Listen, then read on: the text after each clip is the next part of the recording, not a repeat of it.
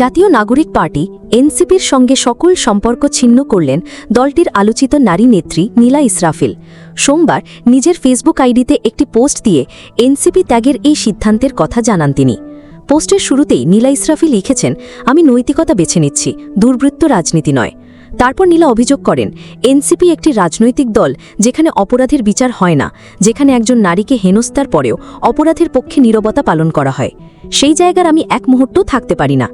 তিনি আরও বলেন, একজন নারীকে অপমান, নিপীড়ন ও সামাজিকভাবে ধ্বংসের চেষ্টা যে ব্যক্তিটি করেছে তার বিরুদ্ধে যখন কোনো শাস্তিমূলক পদক্ষেপ নেওয়া হয় না, বরং সেই দলীয় ছত্রছায়ায় বুক ফুলিয়ে ঘুরে দাঁড়ায়, সেই দল আর কোনো মতাদর্শ বা ন্যায় বিচারের প্রতিনিধিত্ব করে না। এ সময় এনসিপি ত্যাগের ঘোষণা দিয়ে নীলা ইসরাফিল লিখেন, আমি আজ থেকে এখন থেকে এনসিপির সঙ্গে সকল সম্পর্ক ছিন্ন করছি। এই দলকে আমি দান বা রিজেক্ট করলাম। আমি ন্যায়ের পক্ষে, অন্যায়ের বিরুদ্ধে আপোষহীন প্রতিবাদী আমার অস্ত্র। সত্য ও মর্যাদার পথে আমি একা চললেও পিছপা হব না।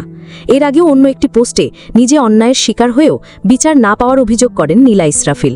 পোস্টে এনসিপি যুগ্ম আহ্বায়ক সারোয়ার তুষারকে ইঙ্গিত করে নীলা লিখেন, যাকে সংগঠনের পক্ষ থেকে রাজনৈতিকভাবে স্থগিত করা হয়েছে, সে কিভাবে এখনও দলীয় পরিচয়ে রাজনৈতিক কর্মকাণ্ড চালিয়ে যেতে পারে। এ সময় নিজেকে অন্যায়ের শিকার হয়েও লড়ে যাওয়া একজন মানুষ ও সাহসী কণ্ঠ হিসেবেও উল্লেখ করেন তিনি। এদিকে এনসিপি ছাড়ার ঘোষণা দিয়ে পোস্ট করার পর অনেকেই তার এই সিদ্ধান্তকে স্বাগত জানিয়েছেন। এই মুহূর্তে তার এই সিদ্ধান্তকে সময়োপযোগী এবং সঠিক বলেও মন্তব্য করেছেন কেউ কেউ। প্রসঙ্গত, কিছুদিন আগে এনসিপির যুগ্ম আহ্বায়ক সারোয়ার তুষারের সঙ্গে ফাঁস হওয়া একটি অডিও কথোপকথন নিয়ে আলোচনায় আসেন নীলা ইসরাফিল।